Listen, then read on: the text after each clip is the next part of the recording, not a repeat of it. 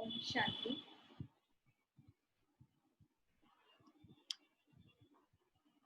आप सबका Hartley welcome है आज के सेशन में। कल आप सब लोग थे, अपने प्लीज वीडियोस ऑन कर लें ताकि आपको देख पाएं। आप सब लोग कल थे। कल हमने शक्तियों का चैप्टर करा था और ऑलमोस्ट कंप्लीट हो गया था। फिर भी अगर कुछ भी कल के चैप्टर के लिए पूछना है तो आप लोग पूछ सकते हैं, किसी को भी अगर कहीं कंफ्यूजन रह गई हो।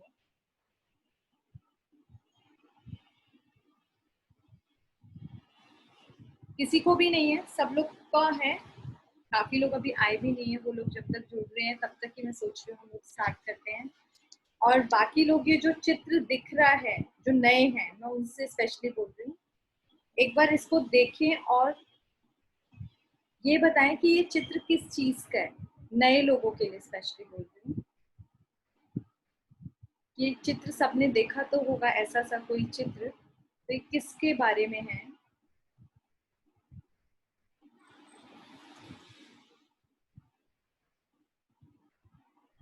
नेहा जी आप आई थिंक नए हैं। आंचल, अंजू जी, अंजू दीदी हैं आई थिंक।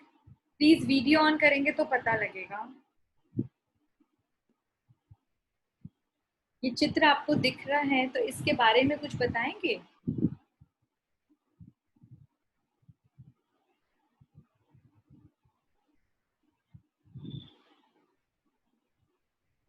तो समझ नहीं आ रहा। मैम जैसे त्रिमूर्ति होते हैं ना मैम, तो ऐसे शिव बाबा ने ये ब्रह्मा जी हैं, विष्णु जी हैं, और ये विनाश के लिए शंकर भगवान हैं, और रचयिता के लिए ब्रह्म भगवान है, ब्रह्मा जी। आप कौन बोल रहे हो? मैम नायरा सिंह बोल रहे हैं। आप कोर्स कर चुके हो ना पहले? यस मैम, मैम थोड़ा सा कराता है। अच्छा, मैंने वैसे स्पेशली नयों के लिए बोला है ये चीज। तो जिन्होंने अगर कोर्स किया हुआ है उनको नहीं, जिन्होंने बिल्कुल नए हैं, जो इस टाइम फर्स्ट टाइम कर रहे हैं, मैं उनको पूछूं कि ये चित्र देखकर क्या आ रहा है माइंड में? ब्रह्मा विष्णु महेश। ब्रह्मा विष्णु महेश। अभी कौन बोला है? मैंने। नेहा जी। हाँ जी, नेहा जी ना? हाँ जी। ठीक है, ब्रह्मा विष्णु। तो ये ब्रह्मा जी हैं, ये सही है? आज तक जो हम देखते आए वैसे ही लग रहे हैं आपको? कुछ अलग नहीं है? अलग है, इंसान है। इंसान, राइट आंसर। ये एक्चुअली थोड़े इंसान लग रहे हैं। ये ब्रह्मा जी जो हम आज तक देखते हैं ये वैसे तो बिल्कुल भी नहीं लग रहे, बिल्कुल भी रिजेंबलिंग ही नहीं है ना। देवी देवताओं जैसे तो ब्रह्मा जी हमने देखे थे, ये तो कुछ नया कैरेक्टर लग रहा है। तो आज हम इन्हीं ब्रह्मा के बारे में समझेंगे कि आखिर वो ब्रह्मा जी थे कि ये ब्रह्मा जी थे, और प्रजापिता ब्रह्मा जो आज तक हम सुनते आए, और ब्रह्मा द्वारा स्थापना, तो परमात्मा ऐसा ये महान कार्य कैसे करा रहे हैं, ये सारी चीजें आज हम जानेंगे। तो अब सब लोग वीडियोस ऑन कर लें। सबसे पहले तो इम्पोर्टेंट यही है, क्योंकि आज कुछ स्पेशल पीपीटीज भी हैं और आप लोग आंसर करेंगे तभी मजा आएगा। तो ब्रह्मा जी, एक चीज आपसे सवाल है मेरा कि हमने आज तक जितने भी देवी देवताएं देखे हैं, कभी उनकी दाढ़ी मूछे देखी है किसी ने? किसी भी देवी देवता की दाढ़ी मूछ, फिर कोई किसी को चश्मा लगा हो या बूढ़ा सा हो, हमने कभी नहीं देखा। हमेशा सबको एकदम परफेक्ट जो उनका होता है ना, वो देखा है स्वरूप। लेकिन अगर आप शास्त्रों में देखें उठाकर ध्यान से, तो एक ब्रह्मा जी ऐसे हैं जिनको बुजुर्ग तन दिखाया गया है, और उनको दाढ़ी मूछे भी दिखाई गई बड़ी बड़ी सी। आप नोटिस करें ये बात, किसी भी टीवी सीरियल में एक ब्रह्मा जी को दाढ़ी मूछे दिखाई जाती हैं, और किसी भी देवी देवताओं को ना तो बुजुर्ग तन में दिखाया जाता है और ना ही दाढ़ी मूछ दी जाती है। तो कभी सवाल नहीं आया मन में कि ऐसा क्यों? क्योंकि सतयुग में तो सत्य में किसी को दाढ़ी मूछ है ही नहीं, वहां पर कोई कष्ट वाला काम है ही नहीं कि किसी को शेव करना पड़े। ये तो कष्ट वाला काम है ना, जेंट्स लोगों को पता है। तो तो फिर यहाँ ब्रह्मा जी को क्यों दी गई थी? कोई बताएगा थोड़ा बहुत? नयों से स्पेशली बोल रही हूँ, तो आंसर नहीं होगा। ठीक है, अब अब देखो परमात्मा ने आकर हमें क्या समझाया। जिस ब्रह्मा जी को हम समझते थे कि सतयुग में है, तो पहली बात तो ब्रह्मा जी का, प्रजापिता ब्रह्मा का सतयुग में कोई रोल ही नहीं। क्यों? क्योंकि सतयुग की स्थापना तो इस टाइम संगम युग पर हो रही है ना। जितने भी देवी देवताओं की जो स्टार्ट, जैसे कहते हैं सैपलिंग लग रही है, उन आत्माओं की जो प्योरिटी का संस्कार है, वो तो इस टाइम सतयुग की नहीं, संगम पर पड़ रहा है। और वो फिर जो पालना है, जो हम ब्रह्मा विष्णु महेश एक बोलते आए हैं, वो जो पालना का कार्य है वो विष्णु जी द्वारा होता है, वो सतयुग में होता है। स्थापना तो पहले होगी ना, पालना बाद में होगी। अब ये जो स्थापना का कार्य है, अब मैं जो मन में सोचती थी कि शास्त्रों में लिखा है कि कुछ जादू मंत्र करा हूँ और स्थापना हो गई, आ गई नई दुनिया, पर ऐसा नहीं होता। परमात्मा ने बताया कि हर एक चीज का प्रोसीजर होता है। तो पर यहाँ पर संगम युग पर परमात्मा इस ब्रह्मा तन का आधार लेकर उस सतयुग की स्थापना करा रहे हैं। अभी स्थापना हो रही है, स्थापना का कार्य। अब इस चीज को हम समझेंगे, ये बड़े बहुत सारे हो सकता है प्रश्न आ रहे हैं और आने भी चाहिए कि ये वाले ब्रह्मा का एक्चुअल क्या है, कि परमात्मा ने इस तन में आया, कैसे आया, बड़े सारे सवाल आ रहे होंगे। अब समझने वाली बात है कि आज मैं और आप आपस में कितने इजीली बात कर रहे हैं, जबकि हमें पता है आप भी आत्मा है, मैं भी आत्मा। लेकिन मुझ आत्मा के पास ये ऑर्गन्स हैं, आपके पास है, तो इजीली इंटरेक्शन हो सकता है। लेकिन परम आत्मा के पास, उस सुप्रीम फादर के पास, जो हमें पता लगा कि वो भी एक पॉइंट ऑफ स्टार है, उनके पास तो ये शरीर है ही नहीं, वो तो निराधार है ना, कोई तन नहीं है उनके पास। तो जब परमात्मा को हमसे बात करने आना है, जब हम रोज कह रहे हैं कि परमात्मा शिक्षक के रूप में हमें रोज पढ़ाता है, ज्ञान दे रहा है, तो वो ज्ञान कैसे दे रहा है? वो ज्ञान कैसे देगा? कोई आकाशवाणी एक आध बार हो सकती है, रोज रोज तो इतनी बड़ी बड़ी आकाशवाणी नहीं हो सकती ना, कोई प्रेरणा नहीं दी जा सकती ना। तो परमात्मा इस तन का आधार लेते हैं। अब इस तन का आधार कब लिया, कैसे लिया, क्या हुआ, उसकी पूरी आज अच्छे से आप लोग स्टोरी समझेंगे। कुछ भी प्रश्न हो तो जरूर पूछिएगा, क्योंकि ये जानना बहुत जरूरी है कि ये परमात्मा द्वारा जो इतना स्पेशल कार्य चलाया जा रहा है, ये क्या है और कैसे हो रहा है। तो आगे पहले हम एक चीज थोड़ा समझ लेते हैं कि हमने आज तक समझा कि परमात्मा के जो कर्तव्य हैं, तो परमात्मा सबसे पहले तो आत्मा को क्रिएट नहीं करते। Very important. आत्मा भी एक एनर्जी है जो अजर अमर अविनाशी है। एनर्जी को क्रिएट नहीं किया जाता, वो ऑलरेडी होती है। ठीक है। फिर संसार में तीन चीजें इटर्नल है। अब उसमें से देखिए, सबसे पहले आत्मा, वो इटर्नल है। परमात्मा भी इटर्नल है, और ये जो पंच तत्व है इटर्नल है, ऑलरेडी है। ठीक है। नेक्स्ट, परमात्मा का फिर कर्तव्य एक्चुअली क्या है, जो आज तक हम समझते आए। सबसे पहले उनका काम है स्थापना का, दूसरा काम है उनका पालना करवाना, और तीसरा काम है विनाश करना। ठीक है।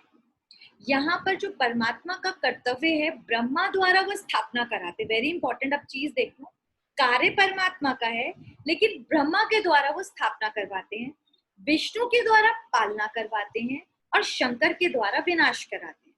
और इसीलिए हम उनको त्रिदेव त्रिमूर्ति के नाम से आज तक बोलते आए हैं। अब परमात्मा का कर्तव्य नई सृष्टि की रचना करना भी है ना। हमने आज अब तक सुना है कि सतयुग की स्थापना कोई मनुष्य तो कर ही नहीं सकता, तो वो काम परमात्मा का है। तो नई सृष्टि की रचना, जो स्थापना का कार्य है, वो परमात्मा कराते हैं। और विनाश का कार्य किस तरीके से चलता है? सबसे पहले एटॉमिक वॉर की वजह से, जो अभी हमारे सामने है कि हर देश उस चीज में खूब अपने को बढ़ा कर आगे बढ़ा चुका है। फिर सिविल वॉर्स, जो गृह युद्ध होते हैं। और तीसरा होता है जो नेचुरल कैलेमिटीज, जो प्राकृतिक आपदाएं हमारे सामने, कभी बाढ़, कभी सुनामी, कभी भूकंप के रूप में आती रहती हैं और देखते रहते हैं। तो जब ये बहुत फुल फोर्स से जब आने ही वाली हैं, तो ये विनाश का कार्य इस तरीके से होगा। अब हम ये जान रहे हैं कि प्रजापिता ब्रह्मा एक्चुअल कौन है। हमने जो शास्त्रों में सुना, अब ध्यान से समझे, हमने देखा भी है कि दाढ़ी मूंछ वाला एक वृद्ध इंसान होता है, उनके फिर 2-3 चेहरे दिखा दिए जाते हैं, फिर उनके हाथ में कुछ शास्त्र भी दिखाए जाते हैं, और प्लस उनको एक कमल के फूल पे बिठाया हुआ दिखाया जाता है। अब ये नोट करें कि हमने हमेशा देखा है, अब सोचने वाली बात है कि कोई एक्चुअल में कमल के फूल के ऊपर बैठ सकते हैं? कितना सॉफ्ट होता है, कितनी देर बैठेगा? तो ये एक सिंबॉलिक है कि वो इतने पवित्र थे, उस पवित्रता जीवन का जो सूचक है सिंबॉलिक, वो कमल का फूल दिखाया कि लोटस पे बैठे हैं। फिर वो शास्त्र जो दिखाए, क्योंकि ब्रह्मा हमको परमात्मा उनके तन से पूरे शास्त्रों का सार ज्ञान देते हैं, इसलिए उनको हमेशा ये दिखाया। फिर आप ये देखो, ये जो संस्था है ये ऑल ओवर द वर्ल्ड, पूरे वर्ल्ड में, अभी लास्ट में आपको पूरी जर्नी दिखाएंगे, है तो जो उनकी जो सर दिखाए जाते हैं कि चारों दिशाओं में है ब्रह्मा जी का, तो वो पूरा का पूरा यही है कि सारे जगत में ये ज्ञान दे रहे हैं। तो ये ब्रह्मा जी का इसलिए दिखाया गया है। अब ये दिख रहे हैं, आज हम इन्हीं की स्टोरी सुनेंगे कि कैसे एक साधारण मनुष्य प्रजापिता ब्रह्मा कहलाया। ये वो तन कहलाया जिसे आज तक हम शास्त्रों में भागीरथ सुनते थे ना, यानी भाग्यशाली रथ। इसको बहुत इंपॉर्टेंट है समझना। ये जो शरीर है ये कौन है हमारा? इसको हम बोलते हैं, कोई बताएगा क्या बोलते हैं शरीर को? रथ बोलते हैं। जब आत्मा इसमें वास करती है तो रथी कहलाती है, और जब आत्मा इससे निकल जाती है तो इसको अर्थी बोलते हैं। ठीक है, ये सबको क्लियर भी हो गया होगा। इसी तरह परमात्मा ने इस रथ का आधार लिया। रथ हुआ ना शरीर, तो इस रथ का शास्त्रों में हमने यही सुना है कि, फिर तो उनको अभी आगे वो चीज समझेंगे कृष्ण का, तो परमात्मा ने इस रथ का आधार लिया, इसीलिए इसको भाग्यशाली रथ यानी भागीरथ कहा गया।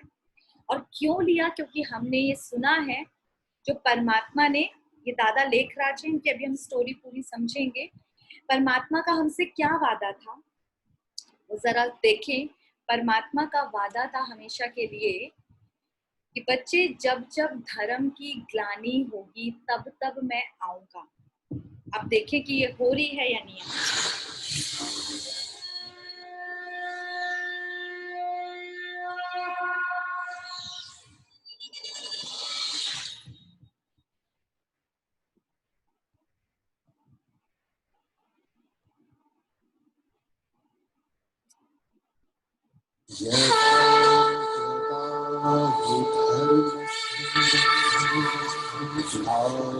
ग्लानिर्भवति भारत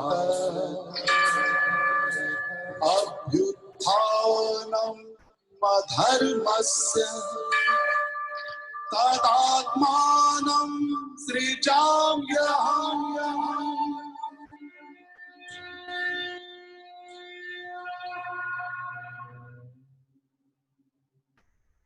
गीता में वर्णित इस प्रसिद्ध श्लोक में भगवान कहते हैं कि जब जब भारत में धर्म की अतिग्लानि हुई, अधर्म बढ़ा, तब तब धर्म की पुनर्स्थापना करने के लिए परमात्मा ने इस धरा पर अवतरण लिया है।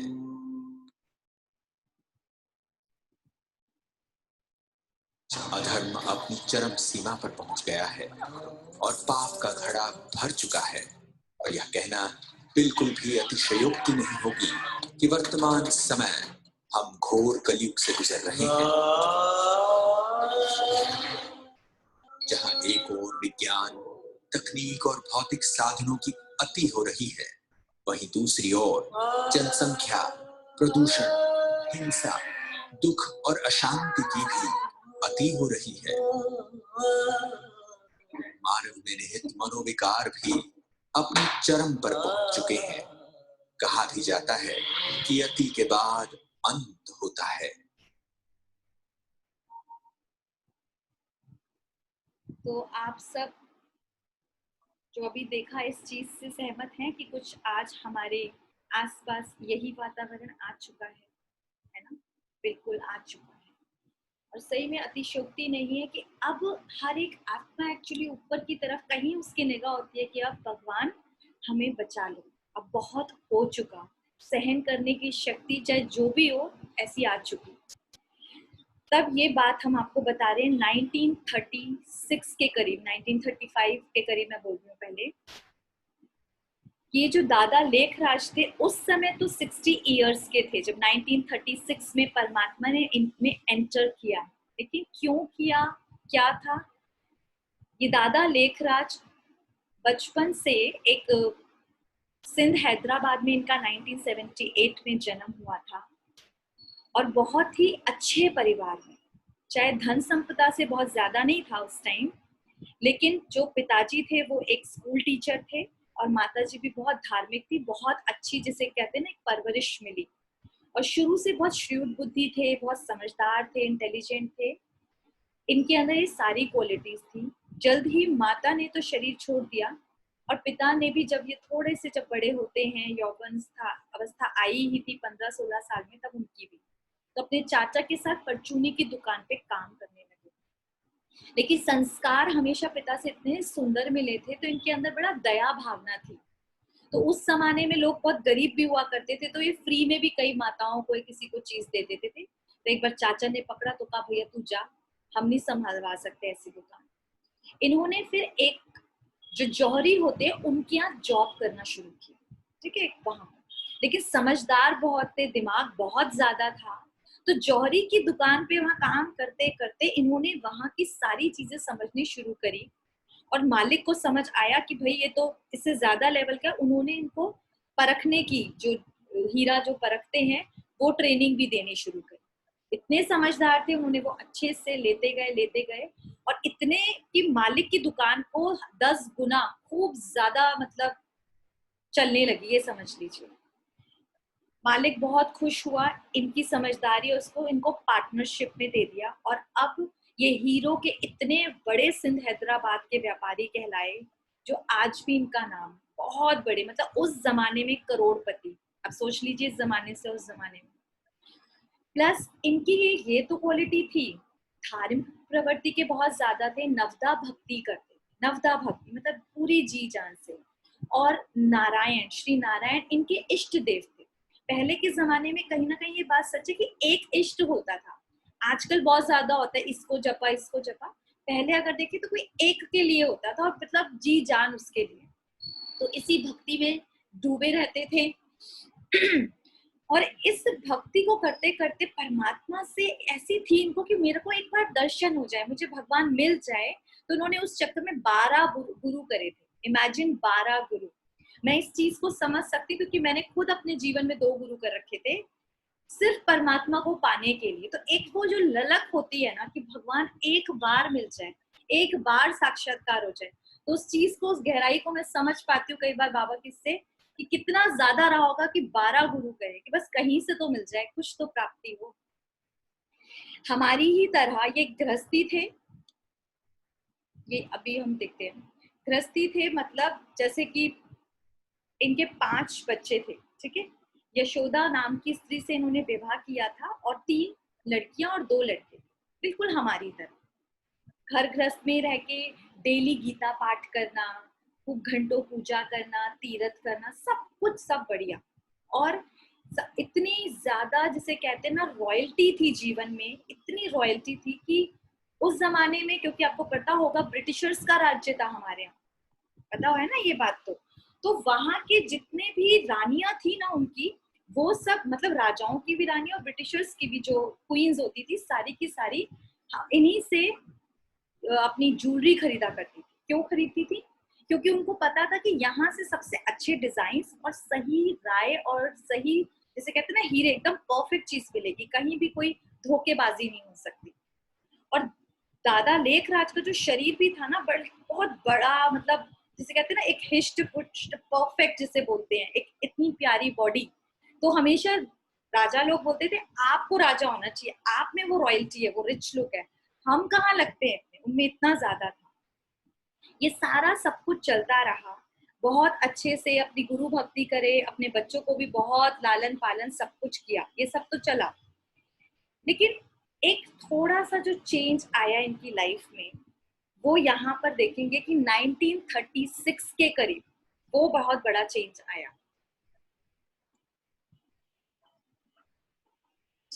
इनको पहला जो साक्षात्कार हुआ वो मैं आपको बताने जा रही हूँ, क्योंकि टाइम कम होता है और हमें थोड़ा जल्दी से सारा कवर अप करना होता है। सत्य की खोज में थे, दान पुण्य बहुत करते थे, ये तो सारा समझ आ रहा है, जिसके पास इतना बड़ा मन और इतना ज्यादा धन होता तो दान पुण्य तो करना ही स्वाभाविक है। ये इनका पूरा परिवार था, यहाँ सब कुछ परफेक्ट चल रहा था। एक बार की बात है, जब ये सत्य की खोज करते करते कभी किसी तीरथ कभी किसी तीरथ, तो बाबा अपनी फैमिली के साथ एक तीरथ गए हुए थे और उनको रात को स्वप्न में विनाश का साक्षात्कार हुआ था। और उससे भी पहले यहाँ पर आपको ये चित्र बताएं, ये दिख रहा है विष्णु चतुर्भुज का चित्र। अब एक चीज सोचने वाली बात है कि जिसके हम हाँ मतलब बहुत भक्ति करते हैं और जो हमारा इष्ट है, अगर उसके हमें साक्षात्कार हो जाए तो हमारी क्या स्थिति होगी। मतलब शायद वो खुशी तो बहुत छोटी चीज है, एक ऐसा आनंद जिसको हम मुख से बयां नहीं कर सकते। तो एक बार सबसे पहले यही बात हुई कि दादा एक बार अपने गुरु की आराम से, जैसे कि उनके यहाँ सत्संग चलते रहते थे, तो सत्संग कर रहे थे। तो पहले मैं आपको यही बता रही हूँ, जो उनका सबसे पहले साक्षात्कार था। और कभी भी उनका इतना फिक्स था कि अगर गुरु हमारे यहाँ कोई सत्संग कर रहे हैं तो वो तो उठना ही नहीं है, अपनी गद्दी पे बैठे रहना है पूरे एंड तक। अचानक उन्हें कुछ हुआ और वो उठे अपने कमरे की तरफ। तो उनकी बहू, उनकी बीवी को थोड़ा सा हैरानी हुई कि आज बाबा को क्या हुआ है, क्योंकि क्या हुआ दादा को। तो वो देखने नहीं गए, पर अभी देखा तो वहां पर बाबा अपना रूम बंद करके बैठ गए, दादा लेखराज। और तब उनको विष्णु साक्षात्कार पहली बार। और इतनी खुशी उनके जीवन में उस टाइम की मेरे इष्ट का मुझे साक्षात्कार हुआ, ये खुशी उनके जीवन में इतनी ज्यादा थी। और यहाँ पर उनको जब पहले पहले शब्द जो सुनाई दिए वो थे निजा आनंद स्वरूपम शिवोहम शिवोहम, ज्ञान स्वरूपम शिवोहम शिवोहम, प्रकाश स्वरूपम शिवोहम शिवोहम। यानी जो तुम हो वो मैं हूँ, और ये ज्ञान स्वरूप, ये सारा मैं अपने लिए वो बता रहे थे। मतलब उनको कुछ समझ ही नहीं आया कि ये क्या चीज है, और उन्हें लगा मेरे गुरु की कृपा हुई। वो भागे भागे अपने गुरु के पास गए। गुरुजी आपका बहुत बहुत, जैसे कहते हैं ना, वो अपना वो बता रहे कि आप ही की ये कृपा थी। तो गुरुजी को तो इस संदर्भ में कुछ मालूम ही नहीं था। वो कह रहे कौन सी कृपा। तो उन्हें समझ आ गया कि ये साक्षात्कार गुरुदेव ने नहीं कराया। अब ये चीज यहाँ तक हुई, लेकिन उनके मन में सवाल बार बार उठ रहा था कि आखिर वो विष्णु साक्षात्कार हुआ और मुझे क्या कहना चाहता था कि जो मैं हूँ वो तुम हो, जो तुम हो वो मैं कैसे हो सकता हूँ। मैं तो एक साधारण मनुष्य और मेरे इष्ट श्री नारायण। बहुत खुशी इतनी ज्यादा थी, उनको कुछ समझ ही नहीं आ रहा था। और तब सर्वप्रथम एक सेकेंड, उस त्रिकाल यहाँ पर अब जब ये खोजबीन करते करते जब वो पांच अपने सारे सपरिवार सहित गए थे तीर्थ स्थान पे, तब उनको जो फिर साक्षात्कार हुआ, तब उनको विनाश का साक्षात्कार हुआ था। वेरी इंपॉर्टेंट, विनाश का। और उसको देखें कि अगर एक साधारण मनुष्य थे, तो हमारी तरह ना, अगर एक साधारण मनुष्य ऐसा असाधारण प्राकृतिक प्रकोप, एटॉमिक बम, जहां सब कुछ इकट्ठा होगा, बहुत ध्यान से इस वीडियो को देखना और अपनी स्थिति देखना, सोचना, तो उस आत्मा की स्थिति क्या होगी।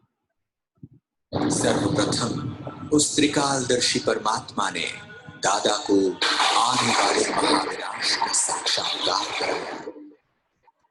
उन्हें प्रकृति के पांचों तत्वों का विकराल तांडव दिखाया।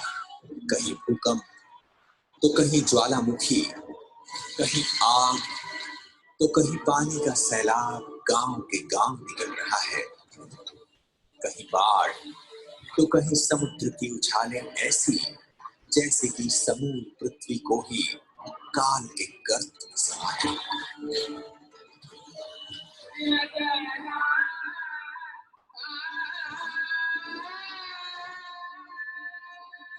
साथ ही उन्हें कत्लेआम का मंजर भी दिखा, जहां सारे विश्व के महायुद्ध में विध्वंसकारी हथियारों द्वारा नरसंहार दिखा, तो भारत में गृह युद्ध द्वारा खून की नदियां बहती हुई दिखी। ऐसे महाप्रलयंकारी साक्षात्कार का अनुभव करके दादा को इस विनाशी दुनिया से वैराग्य आ गया। आई समझ, एक बार अगर देखकर तो हम ही हिल गए। आप सोचो, ये साक्षात्कार बहुत ज्यादा देर तक, मतलब कितने देर तक चला। और बाबा एकदम हिल गए, आंखों में पानी ही पानी की बस प्रभु बस नहीं सा देखा जाता।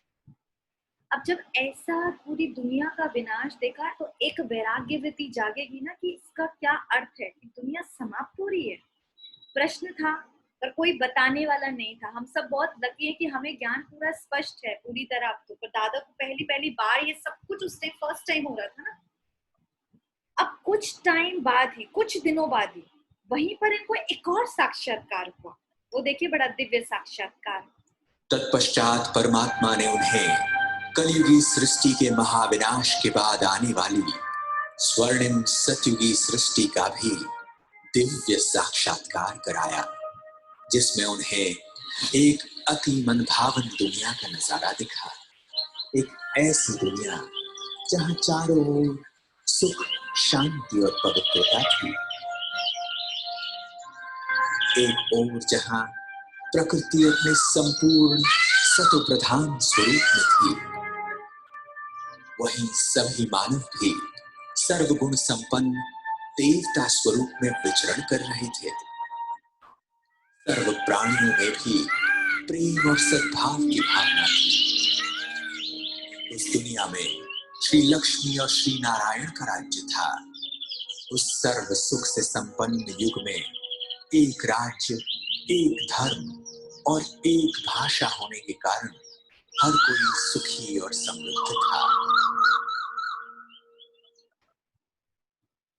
आई समझ।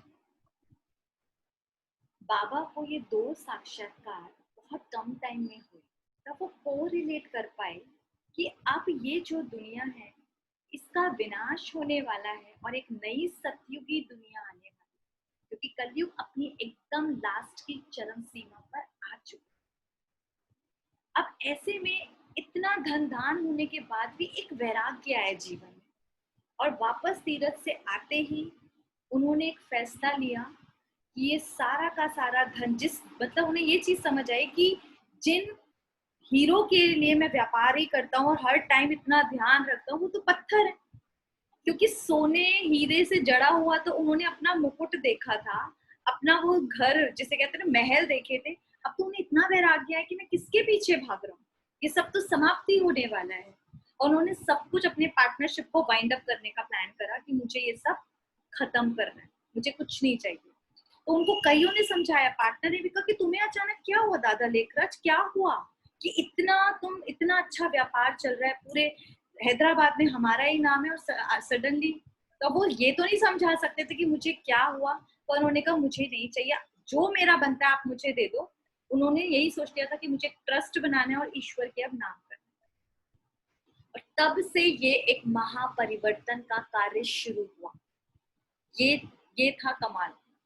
ठीक है, अब यहाँ पर तो हमने ये देखा कि अब ये हुआ, दादा को ना कुछ अलग अलग सा होने लगा। ना तो वो किसी को शेयर कर पा रहे थे घर में कि मेरे साथ हुआ क्या है, वो ये नहीं समझा पा रहे थे।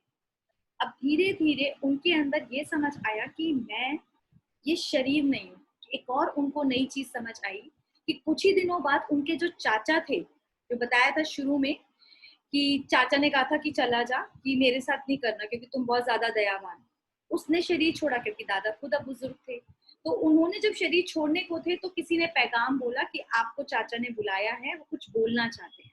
अब किसी को ये नहीं पता होता कि मृत्यु होने ही वाली है। वो जब पहुंचे, जैसे पहुंचे और चाचा ने शरीर छोड़ा, एकदम अंतिम सांस ली, तब उन्होंने नया एक चीज देखी कि यहाँ पर स्टार बिंदु आत्मा देखी, और वो पूरे शरीर से ऊपर से नीचे जाते हुए फिर अंत में बाहर निकली है। तो इसका अर्थ उन्होंने उस टाइम ये भी समझा कि ये आत्मा है और लास्ट में कर्मेंद्रियों से अपना, जिसे कहते हैं ना, पूरा समेटा और चली गई। इनके अंदर इतना अच्छे से ये चीज क्लियर हो गया, हम सब आत्माएं हैं, ये शरीर नहीं। और फिर जैसे बाबा को ना धुन लग गई। धुन क्या लगी, सारे टाइम बुक्स में लिखते रहते मैं आत्मा हूँ, दीवारों पे मैं आत्मा हूँ, अपनी बीवी को यशोदा आत्मा है, बच्चे आत्मा है, आत्मा है। ये पाठ को इतना पक्का, जैसे घोट घोट के अपने, कई बार यशोदा अपनी बीवी को बोलते थे कि मैं थोड़ा एकांत में रहना चाहता हूँ। तो आजकल जैसे जो चोरी चकारी होती, पहले तो उस टाइम नहीं होती थी, तो घर में किसी पेड़ के नीचे जैसे बाहर बगीचे में चले जाते थे और घंटों रातों को वहीं बैठे बैठे आत्मा का रमण करते रहते थे, क्योंकि उनको इतनी सारी ये उलझने समझ नहीं आ रही। अब हुआ क्या, ये उनको भी नहीं समझ आ रहा कि ये किसका काम चल रहा है, क्योंकि ये तो शिव परमात्मा का कार्य चल रहा था ना। दादा लेखराज को क्या पता, वो तो हमारी तरह एक साधारण इंसान थे। फिर एक बार जब किस तरह से परमात्मा ने एंट्री करी, वो आपको वीडियो में भी दिखाएंगे और वैसे भी बताते हैं कि एक बार अचानक बाबा को फिर से जाते हुए देखा, क्योंकि बाबा को ना अचानक कुछ होता था, क्योंकि जैसे शिव बाबा उनसे खींच रहे हो। तो फिर वो अपने रूम में गए और किसी बॉम्बे में गए हुए थे, किसी पार्टी में कुछ स्पेशल काम था उनके दोस्त के यहाँ, फैमिली सहित। वहां पर उनकी बहू सब लोग गए हुए थे। तो वो वापस फिर किसी रूम में चले गए अकेले और गेट बंद करा। तो उन्होंने भोजन नहीं किया था, तो बहू होने के नाते उनके पीछे पीछे वो प्लेट लेके गई उनकी बहू। और जैसे गेट खोला, पूरा कमरा सिर्फ लाल लाइट से, और दादा की आंखें एकदम लाल लाल बल्ब की तरह चमक रही है। यहाँ पर उनको शिव बाबा का साक्षात्कार हो। उस टाइम तो उनको पता नहीं था कि शिव बाबा कौन है, बिंदी कौन है। पर चारों तरफ लाल, को घबरा गई, घबराने के हमारे प्लेट भी छूट गई खाने की। वो डर गई कि ये क्या हो गया हमारे दादा के साथ। तो वो आप देखें कि किस तरीके से ये चल युग परिवर्तन काल से गुजर रहे हैं, जब हम एक महापरिवर्तन के साक्षी होने जा रहे हैं। और इस महापरिवर्तन की शुरुआत तब हुई जब स्वयं सर्वशक्तिवान परमात्मा परम धाम से इस साकार मनुष्य लोक में अवतरित हुए। हजारों वर्षों से मानव जिस ईश्वर को पुकार रहा था, जिसके एक दर्शन पाने के लिए अनेकों आत्मघाती प्रयास कर रहा था, वह हम सभी आत्माओं के प्यारे परमपिता सिंध के हैदराबाद में दादा लेखराज के तन में सन 1936 में अवतरित हुए। तो ये ही उनकी बहू ने नजारा देखा था। और तब 1936 में शिव बाबा ने ब्रह्मा तन में, मतलब वो दादा लेखराज थे तब तक तो, और उसमें एंटर किया। अब दादा में चेंज क्या आया कि वो पहले की तरह नहीं, भक्ति तो अभी जैसे कहते हैं ना छूटने लगी, भक्ति से ऊंची चीज मिल गई ना अब उन्हें। उस टाइम भी वो रोज गीता पाठ करते थे, अभी भी। और पहले के जमाने में क्या होता था कि जब कोई गीता पाठ करे, खुले खुले घर होते थे, तो आस पड़ोसी वाले भी आकर बैठ जाते थे, कोई मनाही नहीं होती थी। तो वैसे भी आसपास वाले बैठते थे। अब दादा वो गीता नहीं लेते थे, अब उनके मुख से शिव बाबा बोलते थे। जो अभी हम मुरली सुनते हैं ना, अभी आप लोग सुनेंगे आगे, तो वो सारी की सारी बाबा मुरली, मतलब वो गीता का सारा ज्ञान देने लगे। और तब शिव बाबा ने बताया कि इस तन का आधार मैंने लिया है और ये प्रजापिता ब्रह्मा मैं नाम रखता हूँ। और आसपास जो सुनने वाले आते थे उनमें कमाल की चीज ये हो रही थी कि उनको उनमें श्री कृष्ण का साक्षात्कार होता था, दादा में श्री कृष्ण का। तो पूरे हैदराबाद में ना ये फैल गई थी खबर कि कहीं चमत्कार देखना है, श्री कृष्ण का साक्षात्कार करना है, तो जाओ दादा लेखराज के पास जाओ, वहां पे वो जादू करते हैं। तो कभी कई लोग ब्रह्मा कुमारी के लिए बोलते हैं ना जादूगर करते हैं, ये लोग तो हिप्नोटाइज करते हैं, इनकी आंखों में नहीं देखना, ऐसे हमने भी सुना था। तो अभी समझ आया आंखों में क्यों नहीं देखना, क्योंकि आंखों से तो शिव बाबा देख रहे थे ना। और अभी हम आंखों से क्या देखते हैं, आत्मा आत्मा को देखती है। तो वो रूहानियत से लोगों को डर लगता है कि पता नहीं खींच के ले जाए। तो ऐसे में अब होता क्या है, वैसे भी किसी भी समाज में आज भी देखो सत्संग में औरतें ज्यादा होती है ना, ये बात सच्चाई है। आज भी अपने ग्रुप में भी औरतें ज्यादा बैठी हैं, तो ये बात कुछ ना कुछ है औरतों में। और इसीलिए उस समय पर ये चीज सही है कि औरतों का जीवन बहुत दयनीय स्थिति में था, बहुत ही दयनीय स्थिति। अगर कोई विधवा हो जाए तो काली साड़ी पहने और दिन भर रोती रहे, ना उन्हें खाने को मिलेगा, और भोग विलास की वस्तु समझ के बस औरतों को घर रखा जाता था। कुछ भी उनके जीवन में मतलब कुछ था ही नहीं। आज तो हम बहुत अच्छे से जीवन जी रहे हैं, उस टाइम औरतों का जीवन बहुत ही नीचे लेवल का था।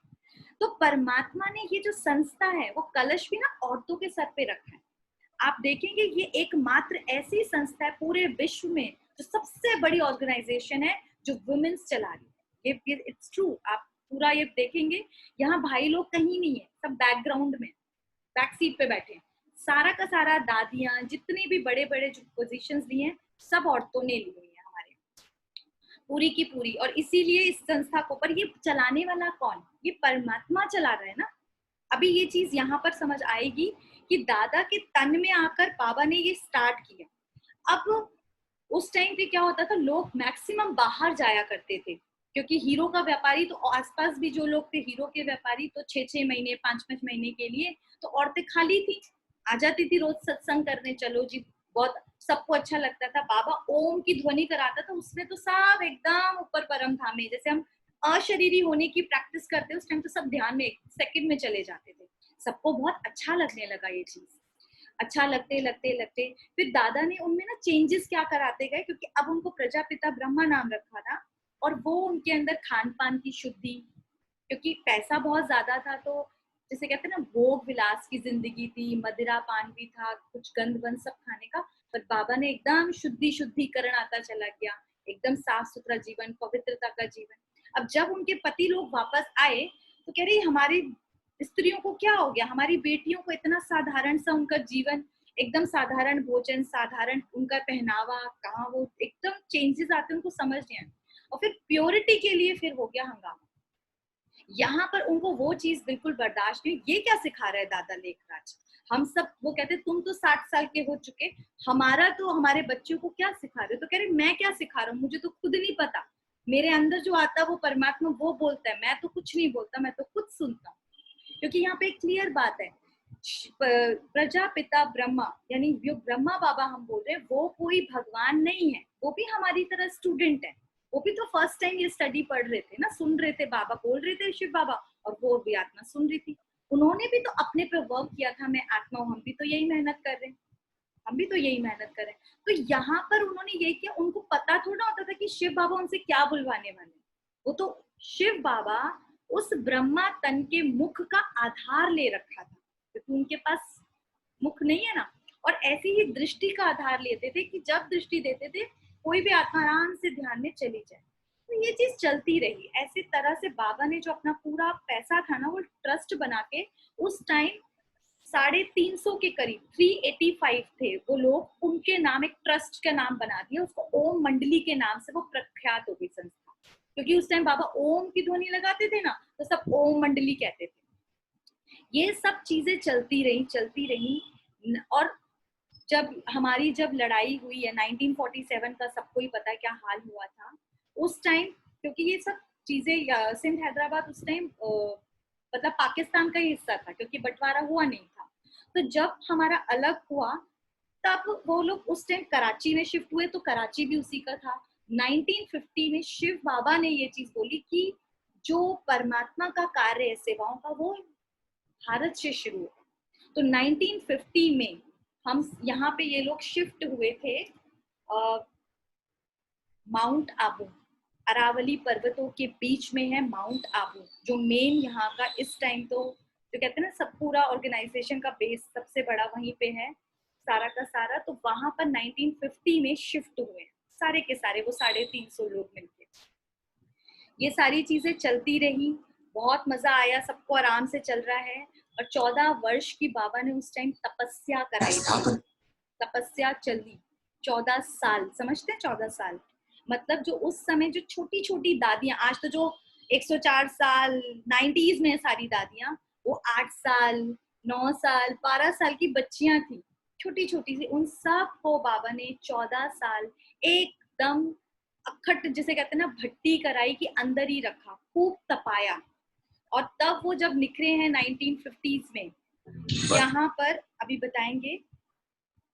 उसके बाद सेवाएं शुरू हुई, बाबा ने वहां से दूर दूर अलग अलग जगहों पे भेजा, जिसमें सबसे पहले दिल्ली में, मुझे इस चीज की बड़ी खुशी होती है कि दिल्ली में जो फर्स्ट सेंटर बना था ना वो था कमला नगर में।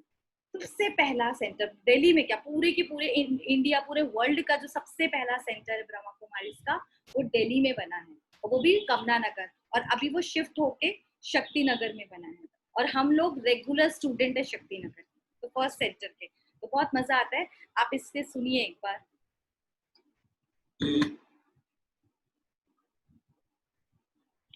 परंतु परमात्मा द्वारा स्थापित किया गया यह अविनाशी यज्ञ आगे बढ़ता ही गया।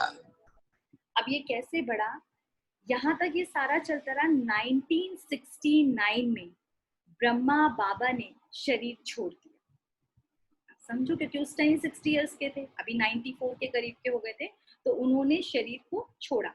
अब जैसे ही शरीर छोड़ा, क्योंकि लोगों के अकॉर्डिंग वही फाउंडर कहला रहे थे, किसी और को ये थोड़ा पता है कि शिव बाबा का कार्य चल रहा है, तो सब लोगों ने बोला था अब तो ये संस्था का कुछ नहीं हो सकता, सब कुछ खत्म हो जाएगा। ये आप सोचो, अगर कोई फाउंडर जाए तो संस्था डाउन जाएगी ना। लेकिन ब्रह्मा बाबा ने जब शरीर छोड़ा, तब तो इतनी सेवाएं बढ़ी हैं, इतनी सेवाएं बढ़ेंगी हैं कि आप हैरान रह जाएंगे। लंदन में तब, मतलब विदेशों में सेवाएं स्टार्ट हुई तब, और आज 190 से भी, मतलब वो 140s में है, 147 के करीब, इतने सारे देशों में ये सेवाएं हैं। 4000 से भी ज्यादा सेंटर्स खुले हुए, बड़े बड़े रिट्रीट सेंटर्स बने हुए विदेशों में भी, बहुत बड़े बड़े, क्योंकि हमारा तो विदेशी भाई बहनों से बातचीत होती रहती है। तब ये चीज लोगों को नहीं समझ आई, क्योंकि ब्रह्मा बाबा अभी अव्यक्त होके जो बाकी लोग करते हैं, ऊपर जो सूक्ष्म वतन दिखाया था ना हमने, याद है 2nd चैप्टर में, सूक्ष्म वतन में ब्रह्मा बाबा इस समय अपने एंजेलिक फॉर्म में। इस शरीर की ना एक मर्यादा होती है, एक टाइम में ये एक जगह जा सकता है, इसको ट्रैवलिंग करनी पड़ती है, लेकिन जैसे हम इस शरीर से छूटते हैं एंजेलिक फॉर्म में, तो हम 1 सेकंड में कहीं भी पहुंच सकते हैं। तो एक्चुअली ब्रह्मा बाबा ने अलग करके सेवाएं और ज्यादा बढ़ गई। बाहर विदेशियों के बहुत सारे एक्सपीरियंस है, कभी उनका मिले आगे तो आपको सुनाएंगे कि उनको ब्रह्मा बाबा का साक्षात्कार होता था, क्योंकि बाबा एंजेलिक फॉर्म में थे, कहीं भी जाके साक्षात्कार कराया कि अब जागो, ये सब नाश हो रहा है और तुम्हें अपना लेना है। ये सारी की सारी, क्योंकि सतयुग और त्रेता युग में टोटल कितने आने, 33 करोड़ देवी देवता है, यानी कि 33 करोड़ देवी देवताओं को ये ज्ञान लेना ही है। कुछ कम नंबर वार लेंगे ना, जिसने जितनी भक्ति करी है, उस हिसाब से ही उनको ये ज्ञान समझ भी आएगा, उस हिसाब से उनका वहां पे पद होगा। लेकिन 33 करोड़ देवी देवताओं का जब तक या ये संदेश नहीं पहुंचेगा पूरी तरह, तब तक विनाश का कार्य भी पूरी जोर शोर से नहीं आ सकता, क्योंकि स्थापना के लिए इम्पोर्टेंट है यहाँ पर उनका। अब ये सुने आप,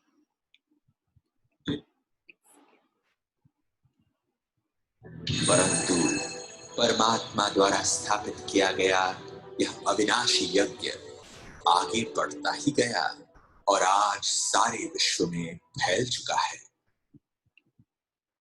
परंतु इस परमात्मा अवतरण की वेला के महत्व को जान, परमात्मा द्वारा बताए जा रहे श्रीमत को अपने जीवन में धारण करने से ही हम उस दुनिया में जा पाएंगे। अभी परमात्मा जो अपने मुख से महावाक्य रोज बोलते हैं, वो मुरली कहलाती है, और उसको हम श्रीमत, श्रेष्ठ मत है ना, क्योंकि जो भी ज्ञान यहाँ पर दिया गया, और आप चाहे सिस्टर शिवानी से सुनते हो, सूरज भाई से सुनते हो, किसी भी से सुन रहे हो, सोर्स कौन है? परमात्मा के वो महावाक्य है ना। सिस्टर शिवानी भी सिस्टर शिवानी कैसे बनी? वो भी तो एक नॉर्मल हमारी तरह थी ना। जब ये ज्ञान लिया, उसको धारण किया, तब तो उन्होंने वो चीज समझा रही है। तो वो जो सोर्स है वो श्रीमत है, जिसे हम डेली मुरली, जो आत्मा की खुराक मैं कहती हूँ, बाबा भी यही बोलते हैं, उसको हम रोज लेते हैं। परमात्मा हमारे को सोचना, बोलना, कर्म करना, हर एक चीज की श्रीमत देते हैं, सुबह से लेकर रात तक की। और ये है वो सीन, इसको बहुत ध्यान से देखेंगे। बीच में ब्रह्मा बाबा हैं और वो छोटी छोटी कन्याएं हैं। बाबा ने जो ट्रस्ट बनाया था, क्योंकि देखो छोटी कन्याएं थी तो उनको पढ़ाना भी तो जरूरी था, ऐसा थोड़ा ना कि बाबा उनको अनपढ़ रखता। तो उनको जैसे सारे सब्जेक्ट होते हैं, हिस्ट्री होती है, इंग्लिश होती है, हिंदी होती है, सारे सब्जेक्ट के साथ स्पिरिचुअल नॉलेज भी साथ साथ देते रहे, क्योंकि ये समझ आ गया था विदाउट स्पिरिचुअल नॉलेज ही इनकम्प्लीट है। तो ये सारी की सारी ये दादियां हैं जो अभी इतनी छोटी छोटी सी लग रही हैं, और अभी तो कितनों ने शरीर भी छोड़ दिया। और अभी हमारी जानकी दादी ने तो मार्च में अभी 2020 में ही शरीर छोड़ा, जब 104 वर्ष की हो गई थी। तो इस तरह से ये संस्था चलती आई। और ये एक मैं बता रही हूँ कि यहाँ पर हमको बहुत बड़ा अवार्ड मिला था पीस के लिए, क्योंकि ये संस्था का काम क्या है, मेन शांति फैलाना ना। तो ऐसे अवार्ड्स इतने सारे, अगर मैं करूँ तो 1 घंटे की क्लास कम पड़ जाए। बहुत सारे अवार्ड सभी दादियों को। अब सोचने वाली बात है, मैक्सिमम दादियों को इंग्लिश नहीं आती थी ना, पर सबसे पहले लंदन से स्टार्ट हुई ये सेवाएं, और ये सेवाएं एक के बाद एक के बाद एक के बाद देशों में बढ़ती गई। सिर्फ उनकी वो जो स्टेज थी ना शांति की, सिर्फ दादियाँ क्या करती थी, अपनी दृष्टि देती थी सामने वाली आत्मा को, वैसे ही वो जिस उनकी शांति की स्थिति से वो आत्माएं अपने आप, जिसे कहते हैं ना, उनका जागरण हो जाता था, वेकनिंग हो जाती थी। तो ये वो चीजें के हम बता रहे हैं, एक एक दादी ने इस तरह से करा। और ये जो शांति स्तंभ देख रहे हैं, ये है 1969 में जब दादा लेखराज अव्यक्त हुए, तब यहीं पे उनकी समाधि बनाई गई थी।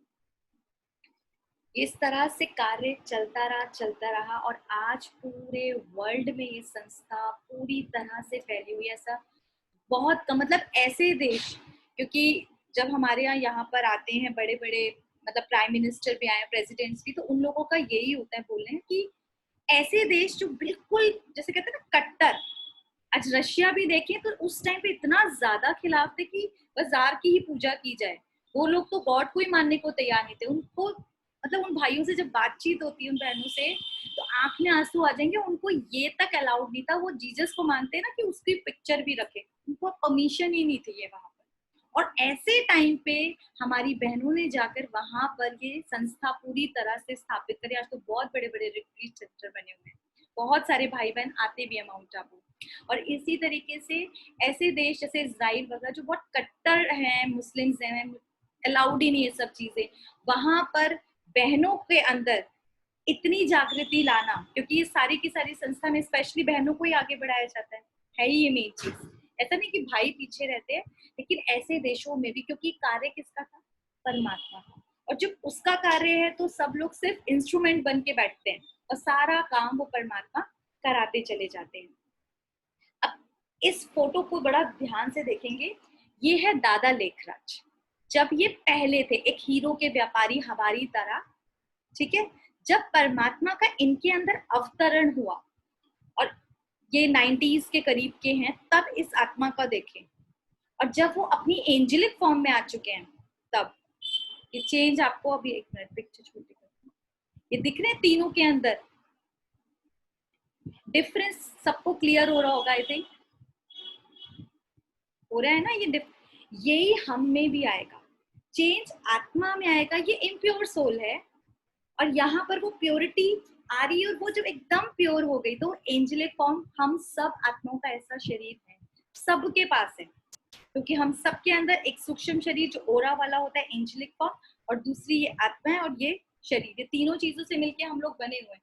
और हम सब योग में यही अभ्यास करते हैं, और अभी हम सबका एक ही टारगेट है, अपनी उस एंजेलिक फॉर्म को प्राप्त करना। सब चाहेंगे ना, करेंगे ना, करेंगे या नहीं करने चाहेंगे? मन तो करता है, ये देखने में तो कितना अच्छा लग रहा है, और हम सबके पास है। सिर्फ कुछ नहीं करना, देखो बाबा ने घर गृहस्थ नहीं छोड़ना, अपने बच्चे नहीं छोड़ने, अपनी कोई जिम्मेदारी नहीं छोड़नी, सब कुछ करना है। कई लोग कहते हैं कि दादा ने छोड़ा, उस टाइम बहुत सारे लोग समर्पित हुए थे, इसीलिए तो बहुत लड़ाइयां हुई थी। तो वो था उस टाइम जब नींव डल रही है, अभी तो कोई जरूरत नहीं है ना। इस टाइम अगर हम जाएं भी ना, दीदी को कई बार बोलते हैं तो सब कहते हैं बस पहले यहाँ पे इतने लोग रहने वाले, आप अपने घर में योग तपस्या करें किसी के पास। क्योंकि कई लोग कहते हैं ब्रह्मा कुमारी घर छुड़वा देती हैं, घर तोड़वा देती हैं, भाई बहन बना देती हैं, और पता नहीं क्या क्या इल्जाम लगाए जाते हैं। मुझे भी यही बोला गया था, तू वहां जाएगी तो वहीं की होके रह जाएगी, पर पता नहीं मेरा जो घर गृहस्थ है एक्चुअली श्रेष्ठ हो गया वहां जाने से। तो वो आया कैसे? क्योंकि मुझे संबंध निभाने आ गए। सामने वाली आत्मा के संस्कार कैसे हुए, पर मुझे संस्कार निभाने आ गए। वो किसने सिखाया? परमात्मा के इतने स्पेशल ज्ञान में, क्योंकि पढ़ते आए, लेकिन समझ तो सबने दी, लेकिन उसको किसी ने समझ को जीवन में धारण करने की पावर नहीं दी। परमात्मा में पावर देता। तो ये क्लियर कर ले माइंड में, दादा लेखराज हमारी तरह स्टूडेंट है, वो फर्स्ट स्टूडेंट है, सीनियर है, ठीक है, लेकिन वो कोई गुरु है या कोई भगवान है नहीं, वो ऐसा कुछ भी नहीं। मुरलियों में कई बार बाबा बोलते हैं, बच्चे इस ब्रह्मा से भी कुछ मिलने वाला नहीं है, मुझको याद करो। किसको याद करना है? उस परम पिता परमात्मा को याद करना है, ठीक है। वो ब्रह्मा तन में आए तो उस तन की वैल्यू हुई, ठीक है, उस तन का आधार लिया तो अच्छी बात है, लेकिन याद हमें शिव बाबा को नहीं करना, याद हमें शिवानी दीदी को नहीं करना, याद कोई शिखा दीदी को नहीं करना, याद किसको करना है? सिर्फ उस परमात्मा। जब आत्मा उससे जुड़ेगी तभी प्राप्ति होगी। आपस में जुड़ेंगे अब तक वही तो जुड़ते आए, कोई प्राप्ति थोड़ी ना हुई। तो इस चीज को आज पक्के से समझ लें। किसी का कोई सवाल है? मैंने इसको बहुत शॉर्ट में खत्म करा है और फिर मैं एक चीज बताने वाली हूँ। बताइए कोई सवाल है तो। सबको अच्छे से समझ आ गया, क्लियर हो गया ब्रह्मा का ये कार्य क्या चल रहा है? अच्छा ठीक है, सबको ये अच्छे से समझ आ गया। अब एक और बता रही हूँ कि जब ब्रह्मा बाबा ने ये शरीर छोड़ दिया उसके बाद जिनसे हम मिले हुए हैं, बाबा ने एक और तन को आधार लिया जिसमें ब्रह्मा बाबा और शिव बाबा दोनों आते थे। अभी आपको हैरानी होगी, दादी गुलजार, हाँ जी, गुलजार दादी को बाबा ने एक तरह से कहीं वरदान ही मिला ना कि उनमें शिव बाबा और ब्रह्मा बाबा अब तक आते रहे। मतलब 1-2 साल हुए होंगे तब तक आ रहे हैं। दादी का तन भी अभी काफी वृद्ध हो गया और हमने कई बार बाबा मिलन इसको हम बोलते थे, जो माउंट आबू में इकट्ठे हम लोग मनाया करते, इकट्ठे बाबा मिलन। इसमें बस इतना फर्क था कि ब्रह्मा तन में जब शिव बाबा आते थे तो उनको सब कुछ सुनाई दे रहा होता था, सब कुछ उनको क्लियर है। लेकिन दादी गुलजार में जब ब्रह्मा बाबा और शिव बाबा दो आत्मा इकट्ठे आ रही है ना, तो उनको उस टाइम नहीं सुनाई देता था। बाबा उनको एकदम साइलेंस पे भेज देते थे और दादी अगले दिन मुरली सुनती थी, पढ़ती थी अगले दिन। और हमने ये चीज खुद अपनी आंखों से दादी के साथ, मतलब दादी जब बोलती थी इवन वॉइस चेंज हो जाती थी। तो कभी मौका मिलेगा जब मुरली में आएंगे आप लोग तो मैं वो आपको सुनवाऊंगी कि ब्रह्मा और शिव बाबा कैसे ये कार्य दोनों ने मिलके दादी के तन में आकर किया। और बहुत मजा आएगा क्योंकि हम लोग देखो कई बार मन में नहीं आता कि हम लोग तो इतना लेट आए, आता होगा ना। जैसे हमें तो बहुत था कि यार हम शिव ब्रह्मा बाबा के टाइम पे क्यों नहीं आए। लेकिन हर एक आत्मा का अपना पार्ट है। हमें जब मिले एटलीस्ट भगवान मिला तो सही, इसकी खुशी रखती है। और बाबा आज भी पालना कर रहे हैं, ब्रह्मा बाबा और शिव बाबा मिलके, क्योंकि बाबा आज भी ब्रह्मा तन में हमें सूक्ष्म बदन में वरदानों से रोज सजाते हैं और हम उनकी वो पालना ले रहे हैं। अभी जो शिव बाबा हैं वो धर्मराज नहीं बने हैं, वो हमको पालना कैसे दे रहे हैं? अपना पिता बन के। और रोज अलग अलग संबंधों से हम खूब सारा उनसे वरदान लेते हैं। लेकिन अब ये पृथ्वी, ये बात सत्य है कि अब धर्मराज पूरी बनने वाली, अब टाइम बहुत कम बचा है। ठीक है,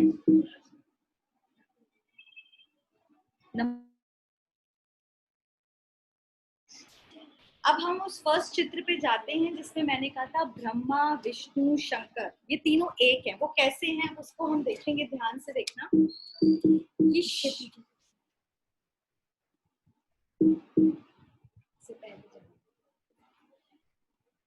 ब्रह्मा बाबा का बारे में तो अभी हम सबको क्लियर हो गया ना कि ये तन इसीलिए ब्रह्मा कहलाया गया।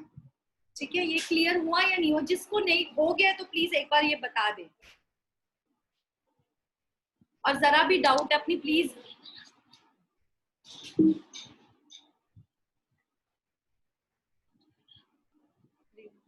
त्रिमूर्ति का चित्र अभी हम लोग देखने वाले हैं, जो हम बोलते हैं कि सेकंड में पालना ली।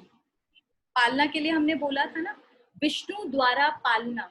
तो अभी ये रहस्य वैसे तो आपको समझ आ गया होगा। जो अब हम बताने जा रहे हैं वो है कि हमने जो सीढ़ी का चित्र करा था, सीढ़ी का चित्र याद है कि फर्स्ट प्रिंस कौन था? कोई बताएगा इसे?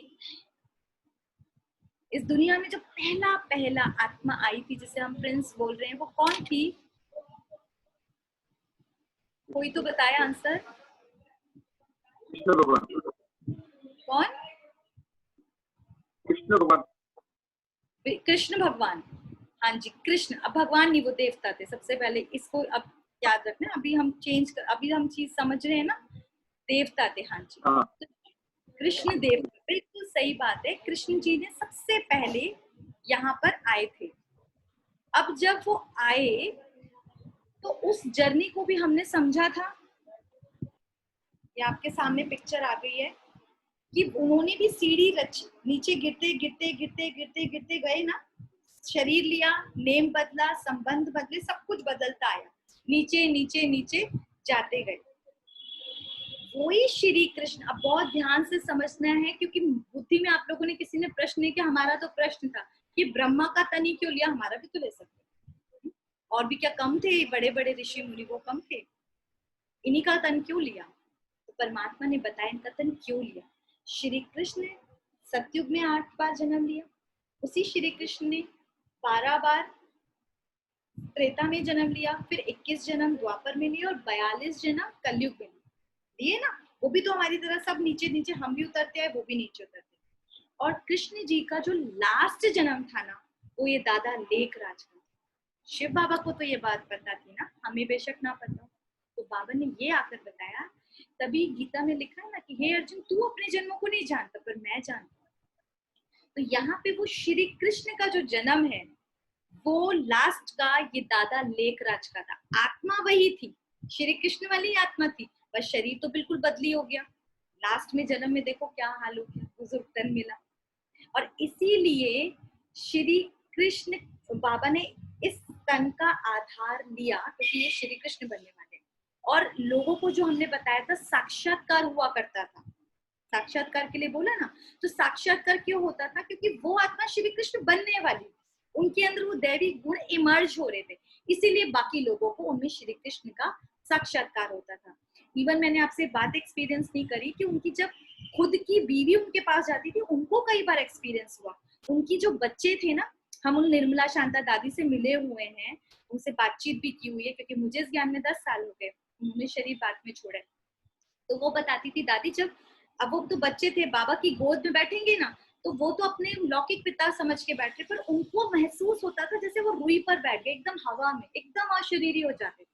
तब उन्हें समझ आता था कि ये कोई साधारण पिता नहीं है, ये तो कोई स्पेशल है। तब बच्चों को ये नहीं समझ आ रहा कि परमात्मा है। तो उनकी ये स्थिति थी जो उनके आसपास वालों को सबको महसूस हो रही थी। दादा को तब बहुत लेट समझ आया कि मेरे अंदर ये परमात्मा आके कार्य करा रहे हैं। और ये जो श्री हमारे मतलब विष्णु चतुर्भुज दिख रहा है, अब ध्यान से देखें, श्री कृष्ण बड़े होकर नारायण बने थे, है ना। और जब स्वयंवर हुआ था तो लक्ष्मी नारायण दोनों मिलाकर विष्णु चतुर्भुज बोला जाता है। 2 हाथ 2 पैर नहीं, देखो 4 हाथ हो जाते हैं। इसीलिए आज तक हमें विष्णु चतुर्भुज का एग्जैक्टली मीनिंग नहीं पता था। तो परमात्मा ने आके क्लियर करा कि जब लक्ष्मी और नारायण का कंबाइंड स्वरूप होता है ना, उसको विष्णु चतुर्भुज बोलते हैं। और जो ब्रह्मा बाबा यहाँ पर जब संपूर्ण हो गए, सतयुग में इस आत्मा को जो पहला जन्म मिलेगा वो श्री कृष्ण का मिलेगा, वो ही श्री नारायण बनेगी। और इसीलिए देखो, आत्मा वही, ब्रह्मा विष्णु महेश एक कैसे, अब इसको समझो, आत्मा वही है, ब्रह्मा द्वारा स्थापना, आत्मा वही शिफ्ट हो गई और विष्णु द्वारा पालना। और ये समझ एक ही है, लेकिन शरीर बदली हो गया ना, क्योंकि ये संगम युग पे था, वो सतयुग में हो गए। क्लियर है ये बात? हाँ जी, तो कर दीजिए। हाँ जी, कहीं भी कोई कंफ्यूजन हो ना तो प्लीज पूछे, बहुत जरूरी है, ये बहुत इंपॉर्टेंट है अंदर समझना, क्योंकि इन्हीं ये तीसरे कैसे ब्रह्मा जी हो गए, विष्णु जी हो गए, और तीसरे तीनों, ये तीसरे, हम तीसरे पर अभी आ रहे हैं। तीसरे जो शंकर जी दिख रहे हैं, इसमें आप समझना है, परमात्मा ने आके बताया कि एक्चुअली शंकर जी का ना देखे तो कोई रोल ही नहीं है। रोल कैसे नहीं है? रोल यहाँ पर हम शंकर को विनाश के नाम पे बताते हैं।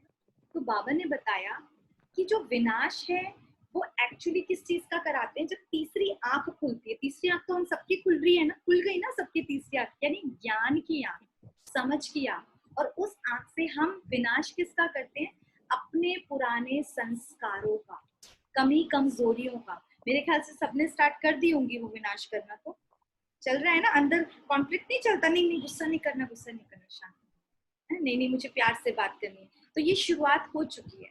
तो यहाँ पर हम सबके विनाश का जो संस्कार है यहाँ पे स्टार्ट होता है, अंदर लड़ाई अंदर चल रही है। और जो अब हम बाहर विनाश देखेंगे, करवा तो परमात्मा रहे हैं, उन्होंने उससे शंकर यानी महेश का नाम दे दिया बाबा ने, क्योंकि कार्य परमात्मा का है और वो कराएगा कौन? वो सारी की सारी अभी हमने देखी, हम ही लोग, एक्चुअली हम लोग नहीं है उसमें, बाकी दुनिया वाले जो एटॉमिक बॉम्ब्स छोड़ेंगे, बड़े बड़े मिसाइल्स छोड़ेंगे, ग्रह युद्ध होंगे। ग्रह युद्ध के लिए स्पेशली बाबा ने बताया है इंडिया में होंगे, क्योंकि हमारे हिंदू मुस्लिम स्पेशल पीस हैं, पता ही है, वो लड़ाई बस चिंगारी छोड़नी और वो सब होना है। नेचुरल कैलेमिटीज सभी जगह आएंगी, पर इंडिया में बहुत ज्यादा, और स्पेशली दिल्ली के लिए बाबा बहुत पहले बता चुके हैं, भूकंप में जाएगी दिल्ली। अब आपको सबको हैरानी होगी, क्योंकि देखो ये 1936 से स्टार्ट हो चुका है, अभी क्या टाइम चल रहा है, और संगम युग को बाबा ने टोटल 100 ईयर्स अप्रॉक्स बताया। तो टाइम आप देख लीजिए, संगम युग 1936 में है started. Now How many years? 100 and? only 100 approx बाबा ने बताया है। Okay. बाबा ने Okay. कभी एग्जैक्ट डेट नहीं बताई, और बाबा ने कहा कि कभी एक सेकंड पहले भी नहीं बताऊंगा कि विनाश होने वाला है। क्यों? चीटिंग हो जाएगी ना, पेपर Okay. डिक्लेयर हो जाएगा, तो बाबा कभी नहीं बताएगा। लेकिन इसीलिए अंदर से ये जो कोर्स कराने का भी मोटिव है, मेरे अंदर से आता है, प्लीज सब लोग जाग जाओ, टाइम सच में एकदम एंड का आ चुका है। मतलब समझ लीजिए बोर्ड के एग्जाम्स आ चुके हैं, 2-3 दिन बचे हैं, यानी हमारे पास कुछ साल। और सबसे इम्पोर्टेंट है, हमें नहीं पता, जो कल हमने करा था ना, पैकअप करके बैठे, हमें नहीं पता हमें शरीर कब छोड़ना पड़ जाए, हमें नहीं पता ना। तो इसलिए अब वो टाइम आ चुका है। ये विनाश का सीन, अब जो छोटे छोटे ट्रेलर्स दिख रहे हैं, और कई जगह तो पूरी मूवी बनती दिख रही है, बहुत ज्यादा बुरा हाल होता जा रहा है बाहर विदेशों और इधर की आप बातें सुनते जाओ। लेकिन जैसे कोरोना बाहर फैला था, तब तक ओके चल रहा था, न्यूज देखते थे। लेकिन जिस दिन किसी के घर में आया, प्रॉब्लम आई ना। इसी तरह से अभी वहां बाढ़ चल रही है, अभी यहाँ चल रही है, अभी हम सुन रहे, लेकिन जिस दिन हमारे साथ हुआ तब, तो हमको वो तैयारी करनी है। और आज मैं एक गुड न्यूज देती हूँ आपको, हमें डरने की बात नहीं, समझो इस चीज को। जो आत्मा का ज्ञान है ना, बाबा हमको वो इसलिए दे रहे हैं कि हमारे अंदर इतनी ताकत आ जाएगी कि बाबा कहते मेरे बच्चे जहां कदम रखेंगे वहां पर बाढ़ रुक जाएगी। समझ आ रही है? बाढ़ रुक जाएगी। और अगर कहीं पर कुछ वैसा हो रहा हो, जैसे भूकंप आ रहा है या कुछ हो, अभी से हमारी बाबा से बुद्धि अटैच रहेगी, ठीक है? अगर तो फिर क्या होगा, हमको बाबा ना टचिंग करा देगा कि स्थान से जाना है। प्लस हम इतने ज्यादा सोल कॉन्शियस में होंगे, इतने ज्यादा स्टेज बढ़ती जाएगी कि आपको अगर उस स्थिति में शरीर छोड़ता है तो गुड बात है। आप देखो ना, जिस अंतमति सो गति, मैं अगर परमात्मा की याद में शरीर छोड़ रही होंगी तो मेरी गति तो वैसी बहुत अच्छी हो गई।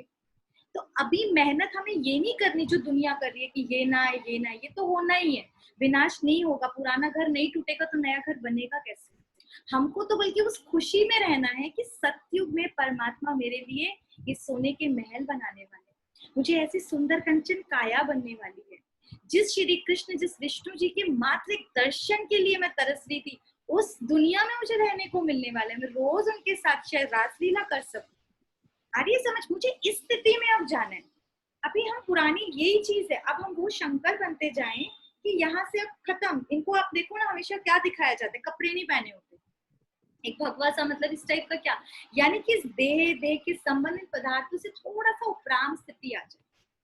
छोड़ना कुछ नहीं है यहाँ से, कि अगर कुछ हो भी जाए आपकी स्थिति तस से मस न हो, ऐसी स्थिति बाबा चाहता है। और हम सबको बनानी है ये, इसीलिए तो भगवान ये इतना स्पेशल ज्ञान दे रहे हैं। तो अभी ना डिटैचमेंट लानी है, वैराग्य लाना है। लेकिन हमारा वैराग्य वो सन्यासियों वाला नहीं है। कैसा वैराग्य? उनका वैराग्य क्या था? घर परिवार बनाया, बच्चे करे, और अचानक वैराग्य, घर छोड़ा, निकल लिए। पापा कहते हैं तो बहुत खराब है। जब आपने रचना रची तो इनका जिम्मेदारी तो हमारी बहुत ज्यादा हो जाती है। तो मैंने यहाँ पर बच्चों की पालना करना सीखा। तो खुद के बच्चे थे तो कितनी डांट थप्पड़ कुछ भी लगा देते थे, जब परमात्मा के बच्चे तो कैसे पालना होगी, ये भी तो ये सीख मिली यहाँ से। तो यहाँ पर हमें भगवान बेहद का वैराग्य बनाते हैं। बेहद का वैराग्य क्या होगा? इन्हीं घर बार, इन्हीं संस्कार वाली आत्माओं के साथ सब कुछ यहीं रह रहे हैं हर तरीके से, लेकिन बुद्धि से उपराम स्थिति। बुद्धि मतलब मैं संसार में रहूंगी, संसार मेरी बुद्धि में नहीं रहता, मेरी बुद्धि परमात्मा से कनेक्ट रहती। पहले क्या था, मैं संसार में भी रहती थी लेकिन संसार मुझसे ज्यादा मेरी बुद्धि में रहता था। मतलब मैं जितना नहीं रहती, सारे टाइम इधर की सोच। अगर अपने को इस टाइम एक तरह से सोचे ना कि एक बहुत बड़ी बोट है, वो जहाज आपका समुद्र के अंदर है, पानी जब तक बाहर है बढ़िया, लेकिन अगर कुछ छेद और पानी अंदर चला गया तो वो डूब जाएगी। तो हमारी भी कुछ ऐसी ना भव सागर में डूबती जा रही थी नैया। तभी तो हम कहते थे मेरी नैया पार लगा दे मेरी नैया। वो कौन सी नैया? वो ये वाली नैया कि जब तक दुनिया में मैं रह रही हूँ चलेगा, लेकिन दुनिया जिस दिन मेरे अंदर रहती थी तो मेरी स्थिति कितनी डाउन होती जा रही। अब जब मेरी बुद्धि परमात्मा के साथ कनेक्ट रहेगी और मैं दुनिया के साथ रहूंगी, मेरी स्थिति इतनी श्रेष्ठ रहेगी, इतनी ऊंची स्थिति रहेगी कि आप औरों को भी सहयोग दे दोगे, औरों को भी उनकी भी स्थिति चेंज कर सकोगे। प्रॉब्लम्स में प्रॉब्लम नहीं, सॉल्यूशंस की तरफ हमारी बुद्धि जाएगी। आई ये चीजें समझ आपको? किसी का अब कोई सवाल है? अगर है तो प्लीज बताएं, वरना हम अब बस वाइंड अप करते हैं और मेडिटेशन करेंगे। नैया वाला पार्ट थोड़ा सा प्लीज दोबारा एक्सप्लेन कर दो।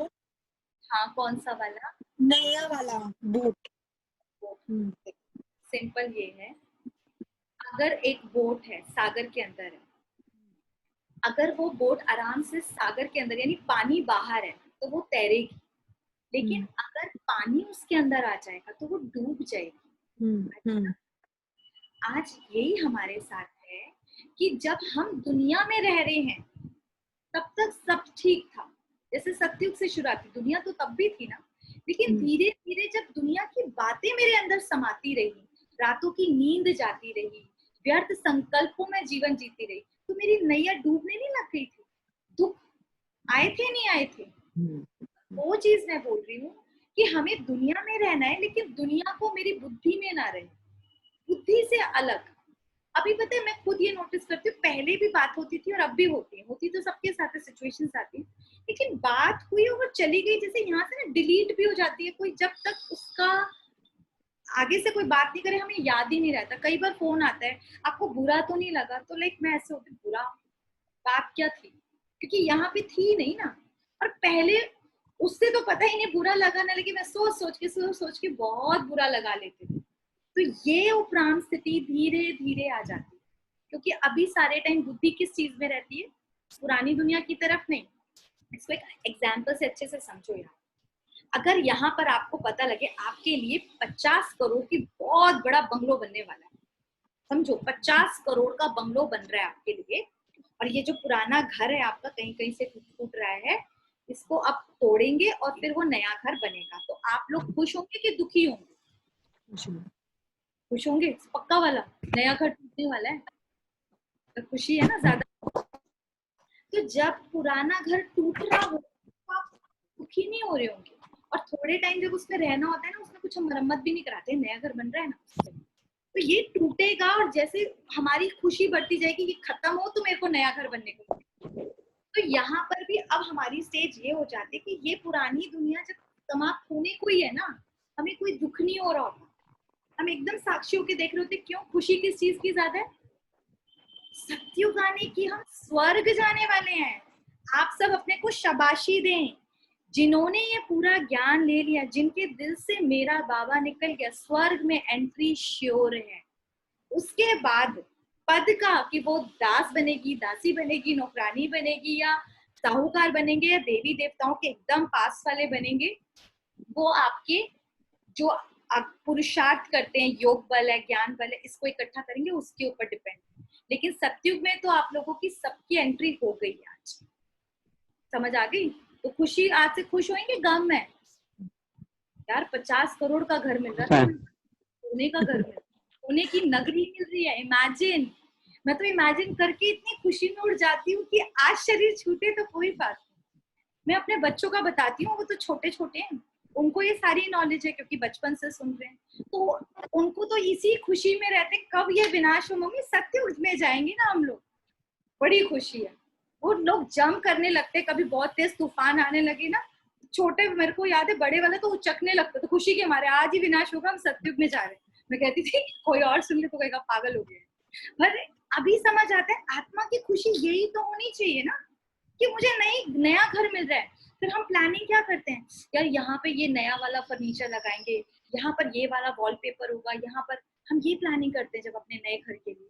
तो यहाँ से भी अब नए नए संकल्प हम यहाँ से भी रखते हैं, यहाँ तो टूट फूट हो रही है, इट्स ओके। नए घर में मेरा घर कैसा होगा, अभी आपको ना नई दुनिया की हम सैर कराएंगे, आज रात को मैं सैर कराऊंगी, सब लोग आना 9:30 बजे कोशिश करके। तो नई दुनिया में हम कैसे, पुष्पक विमान होंगे हमारे पास, मतलब बहुत अच्छी। और मैंने ना ये साक्षात्कार किया हुआ, पर्सनली बता रही हूँ, मैंने स्वर्ग का भी साक्षात्कार किया हुआ है और विनाश का भी। बाबा जितना नहीं किया, लेकिन इतना कि समझ आ गया। तो और ज्यादा खुशी हुई कि ये चीज तो सच में है, आने वाली है दुनिया। तो अब बताओ, खुशी होगी गम होगी?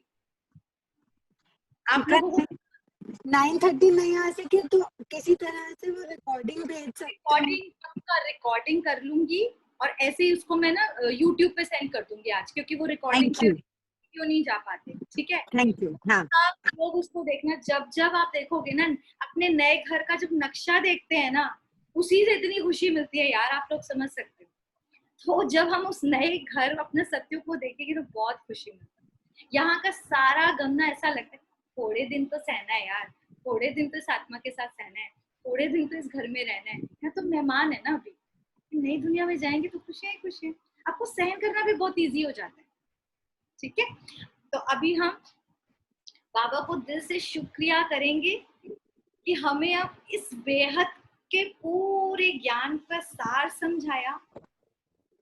ऐसा जिसे कहते हैं चमत्कारिक ज्ञान में बोलूंगी कि मुझे मेरी पहचान दी, स्वयं की पहचान दी, पूरे आदि मध्य अंत का ज्ञान की पहचान दी, और किस तरह से परमात्मा आकर ये अपना दिव्य कार्य करा रहे हैं, जो बड़े बड़े ऋषि मुनियों को नहीं पता, हिमालय में रह रहे तपस्वियों को नहीं पता, किसी शास्त्र में मेंशन नहीं है, वो हम साधारण से घर गृहस्थ में रहने वाले बच्चों को पता है ना।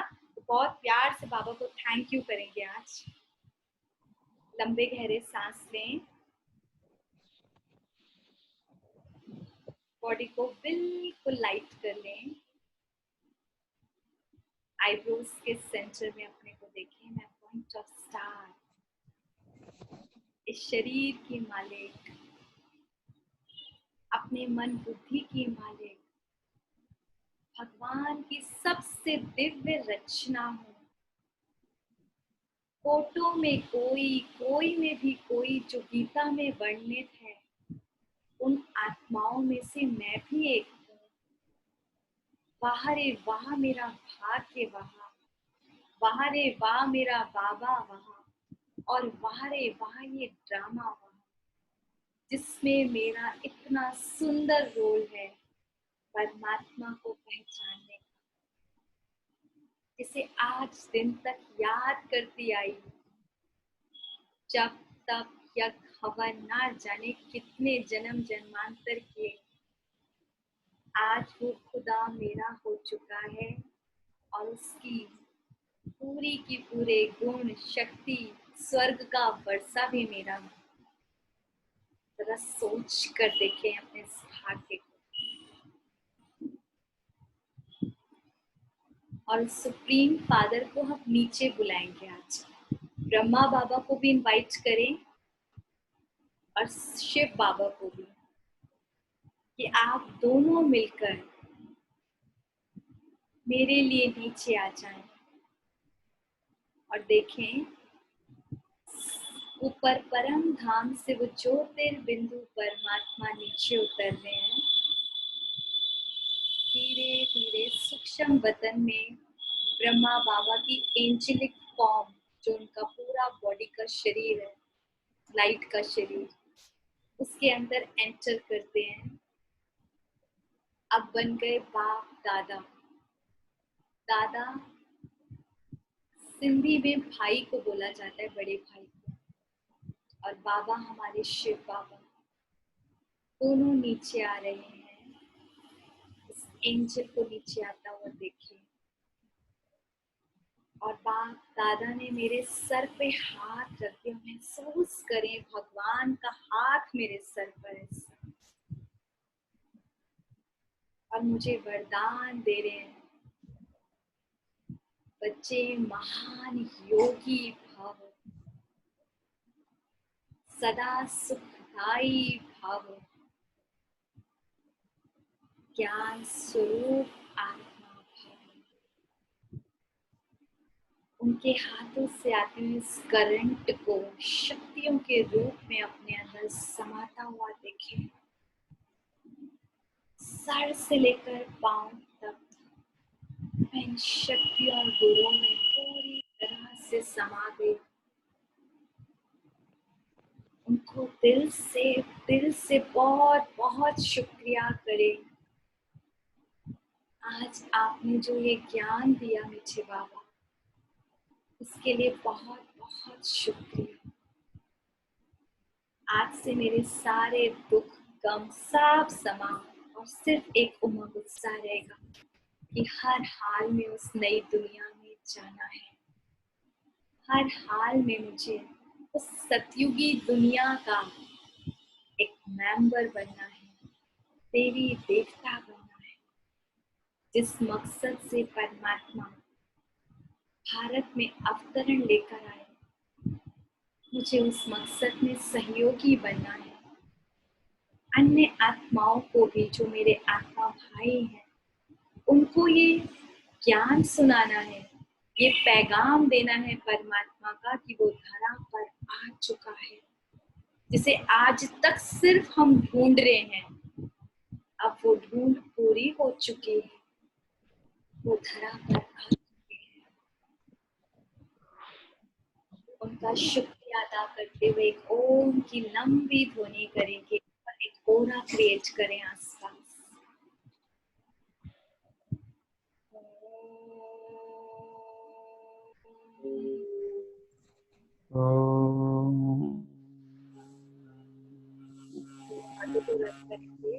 मैं मास्टर सर्वशक्तिमान आत्मा हूँ। मैं मास्टर सर्वशक्तिमान आत्मा हूँ। परम पवित्र आत्मा हूँ। परम पवित्र आत्मा हूँ। परम पवित्र आत्मा हूँ। और ब्रेन को एनर्जी दें। मेरा मन बुद्धि एकदम शांत और शीतल हो चुका है। मेरी बुद्धि दिव्य हो चुकी है। मेरे साथ, मेरे अप्पू के साथ सब कुछ बहुत बहुत बहुत अच्छा। ओम शांति। बहुत बहुत शांति।